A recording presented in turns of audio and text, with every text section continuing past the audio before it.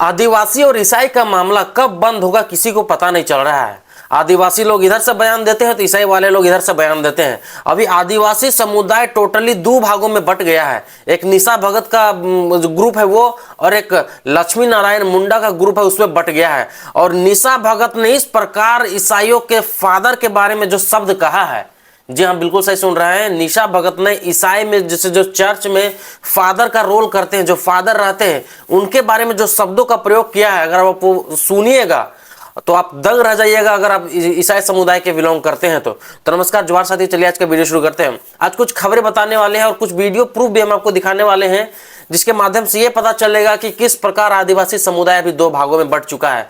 और जिस प्रकार मुद्दा भटक गया, यहाँ की जन मुद्दे के उठने के अलावा यहाँ के आपसी लोग जिस प्रकार के लड़ने झगड़ने में बिजी हैं, इसी की वजह से झारखंड का ये स्थिति है। चलिए सबसे पहले शुरुआत करते हैं निशा भगत से। तो निशा भगत का पहले ये बयान सुनिए, तब आपको हम आगे कुछ बताते हैं।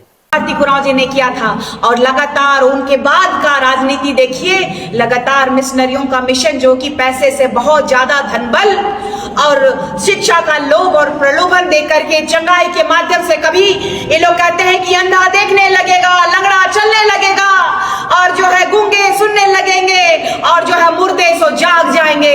तो इन लोगों को बैठा देना चाहिए हर एक अस्पताल के बाहर, या फिर जहां जहां लाशें जा रही हैं, सारे कब्रिस्तान कहिए या तो फिर शमशान घाट कहिए, वहां बैठा देना चाहिए इन लोगों को और वहां चंगाई करवाना चाहिए। औकात इनकी पता चल जाएगी लोगों को। इन लोगों ने गुमराह करते हुए पूरे भारत देश में अंधविश्वास फैलाने का काम ये मिशनरियों के मिशन के माध्यम से पूरे भारत में कब्जा करने के लिए इन लोगों के द्वारा फैलाया गया है। इन लोगों का मिशन अब कमजोर हो चुका है, ये जान रहे हैं, समझ रहे हैं। उम्मीद आप बयान सुन लिए होंगे। उन्होंने जिस प्रकार ईसाई के जो फादर होते हैं, चर्च में जो फादर होते हैं, उनके बारे में जिस प्रकार शब्दों का प्रयोग किया है कि वो क्या करते हैं, वहां पे किस चीज का बात किया जाता है, उन्होंने जिस तरह का बखान किया है, उम्मीद अगर आप ये सुनिएगा तो आपका दिमाग खराब हो जाएगा अगर आप ईसाई समुदाय से हैं तो। और इसका जवाब जो है लक्ष्मी नारायण मुंडा जिस प्रकार देते हैं, अगर इनका जवाब भी सुनिएगा तो एक दूसरे, अभी देखा जाए तो अभी एक दूसरे को एक साथ होना चाहिए था, पूरा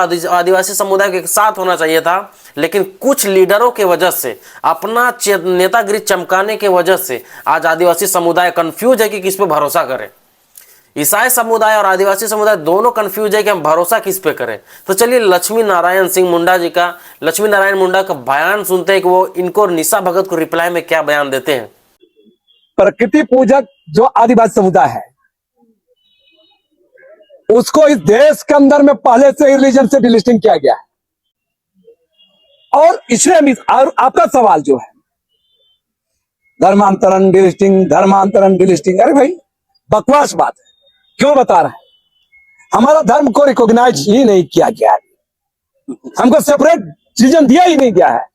44 लाख जैनियों के लिए अलग धर्म कोड, अलग धर्म कालम, लेकिन अभी भी बता रहे 15 करोड़ आदिवासियों में अभी भी 10 करोड़ आदिवासी प्रकृति पूजक है। क्यों नहीं दिया जा रहा है? 43 लाख जैनियों का, अब बहुत लोग सवाल करते हैं, पत्रकार लोग, हमारे तथाकथित आदिवासी चिरकुट के लोग बोलते हैं, हम इसलिए चिरकुटगिरी बोलते हैं, आदिवासी समुदाय के जो 8-10 करोड़ आदिवासी जो प्रकृति पूजक है, इन आदिवासी समुदाय का जो रिलीजन है उसको मान्यता ही नहीं मिला है। हम इसलिए कह रहे हैं कि चर्चा करते, बहुत पत्रकार लोग सवाल करते हैं, क्या बोलते हैं, आप लोग अलग अलग बोल रहे हैं इसलिए आप लोग को नहीं मिलेगा। मैंने ये बेवकूफ, ये मना, ये फालतू बकवास है। मैं कह रहा हूं, आप गौर कीजिए, हिंदू के अंदर 25-30 को धारा है, मुसलमान के अंदर 10-20 को धारा है, सिख के अंदर 6-7 को धारा है, ईसाई के अंदर 6-7 को धारा है, बौद्ध के अंदर 6 को धारा है, जैन के अंदर 6 को धारा है। फिर दिया गया सेपरेट। हम क्या मांग रहे हैं? कोई गोंडी हो, कोई सरना हो, कोई सारी हो, कोई आदि धर्म हो, कोई जो मांग रहे, एक कॉमन आदिवासियों के लिए कोड देना चाहिए।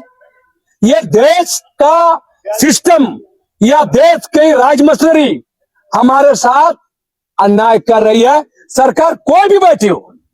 केंद्र, उम्मीद है उनका बयान सुन लिए होंगे, किस प्रकार डिलिस्टिंग को बोल रहे हैं कि ये बकवास बात है। निशा भगत को जवाब इस तरह दे दिए हैं, और जिस तरह निशा भगत ने डिलिस्टिंग का मुद्दा पुरजोर तरीके से उठाया है, धर्मांतरित ईसाइयों के खिलाफ मुद्दों को उठाया है, इसको तो लक्ष्मी नारायण मुंडा नकार दे रहे हैं, ये कोई मुद्दा है ही नहीं। मतलब ये साफ दिख रहा है कि लक्ष्मी नारायण मुंडा जी ईसाइयों का समर्थन कर रहे हैं, ऐसा निशा भगत का कहना है। इनको बातों से लगता है और इन लोगों के बातों जो आ रही है सामने, इसे बहुत कुछ प्रतीत होता है। लोग पूरी तरह कंफ्यूज है, समर्थन किसको करें। एक और बहुत बड़ी हम आपको खबर बताते हैं, कल जिस प्रकार निर्मल महतो जयंती मनाया जाता था, कल जिस प्रकार 25 दिसंबर को निर्मल महतो जयंती मनाया जाता है, और इसी बीच बड़का गांव में निर्मल महतो का मूर्ति का अनावरण था। इसी बीच जब टाइगर जयराम महतो का अनावरण करने के लिए बुलाया गया था, तो वहां पे जिस प्रकार का भीड़ उमड़ा, अगर आप देखिएगा तो आप वाकई में दंग रह जाइएगा। क्योंकि जहां भी टाइगर जयराम महतो जाते हैं, उनका भीड़ का जो काफिला रहता है वो वाकई में बहुत ही खचाखच भीड़ भरा हुआ रहता है। और बड़का गांव में पुरजोर तरीके से स्वागत किया गया मूर्ति का अनावरण करने के लिए। आप वो भीड़ देखिए तब आपको समझ में आएगा।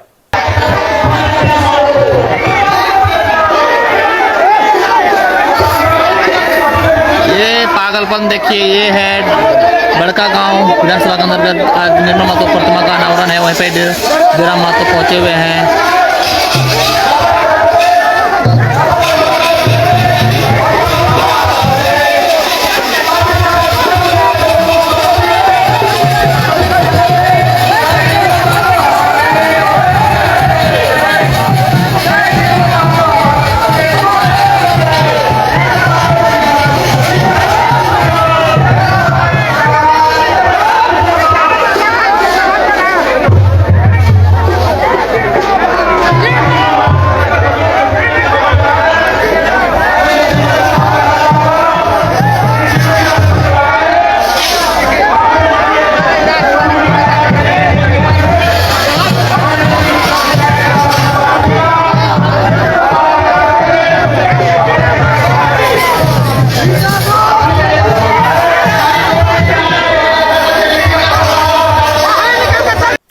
आप देख लिए किस प्रकार बड़का गांव में मूर्ति का अनावरण किया जाने वाला है निर्मल महतो जी का, और उसका जो अनावरण होने वाला उसमें जब स्वागत होता है टाइगर जयराम महतो का, तो किस प्रकार भीड़ उमड़ा रहता है। जब वहां पहुंचते हैं टाइगर जयराम महतो तो बहुत सारी बातें रखते हैं। आप उन बातों को भी सुनिए तब आपको बहुत कुछ समझ में आएगा। आज भी झारखंड के जमीन दाता, आज भी झारखंड के किसान अपन जमीन खोई के आज भी संघर्ष करे पे मजबूर है। इसलिए आज निर्मल महतो को याद करना माने कि एक शेर के जिगरा वाला शख्स के याद करना। निर्मल महतो माने कि एक शेर के जिगरा, जगह सीने में गोली के कारण आज झारखंड आज अलग हुआ है। तो निर्मल महतो के पुण्यतिथि रहे या जन्म तिथि रहे या शहादत दिवस रहे, यदि निर्मल महतो के जन्म तिथि या शहादत तिथि में अगर कोई कार्यक्रम हुआ है और उस कार्यक्रम में अगर हमने शामिल रहे तो उस कार्यक्रम में जाए के प्रण भी लिए के आवश्यकता है कि निर्मल के भांति, निर्मल के तर्ज में आज झारखंड के नौजवान के। उम्मीद है बात सुन लिए होंगे। अगर ये जिस तरह के बातों को वो रखे हैं कितना दमदार वजन के साथ, जैसा शुरू में 4 साल पहले आंदोलन करते थे और जिस समय पुरजोर तरीके से मुखरता से अपनी बातों को रखते थे, उसी प्रकार अभी भी अपनी बातों को रखते हैं और लोगों को इससे मोहित करते हैं। और लोग इतने चाहने वाले अभी हो गए हैं कि जो भीड़ आपको दिख रहा है रात्रि में लगभग 8 बजे, इस तरह का भीड़ शायद ही कोई जननायक किसी नेता के लिए इतना भीड़ उमड़ता होगा रात में, जो टाइगर जयराम महतो के लिए भीड़ उमड़ता है। उम्मीद है ये वीडियो आपको पसंद आया। अगर वीडियो पसंद आया तो मेरे चैनल से जुड़े रहिए, इसी तरह के खबरें हम आपके सामने लाते रहेंगे। तब तक के लिए नमस्कार, जोहार।